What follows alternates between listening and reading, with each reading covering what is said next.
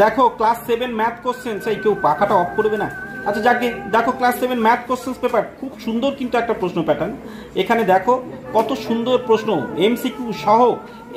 এইগুলো তো তোমাদের বইয়ের প্রত্যেকটা পার্ট, যে স্টুডেন্টরা এগুলো পেরেছে খুব আরামে, অর্থাৎ খুব সুন্দর, এগুলো বারবার আমাদের স্টুডেন্টদের করিয়েছি।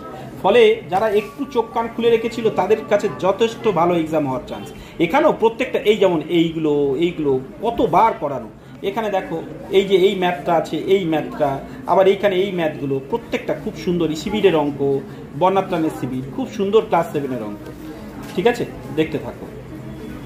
দেখো আচ্ছা চলো, এর সাথে আরও একটা ম্যাথ কোশ্চেন তোমাদের দেখাই, সেটা কি টাফ কোশ্চেন, তোমরা দেখলে অবাক হয়ে যাবে। দেখো দেখো আজই এক্সাম হয়ে যাওয়া আরও একটা তোমাদের ক্লাস 7-এর ম্যাথ।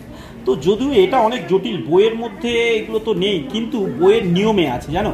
কিন্তু অনেক যারা ম্যাথ কম পারে তাদের কাছে খুব প্রবলেমের ব্যাপার। আর কিছু কিছু ম্যাথ যেগুলো জটিল আমি এখানে সলভ করে দিয়েছি দেখো, কিন্তু সেগুলো কি তোমরা না বললে বুঝতে পারবে? আরও অন্যান্য প্রশ্ন কিন্তু আমি চ্যানেলে রেখেছি, সলভ করেই রেখেছি, সেগুলো দেখে থাকো। ক্লাস 8-এর এরকম সলভ দিয়েছি।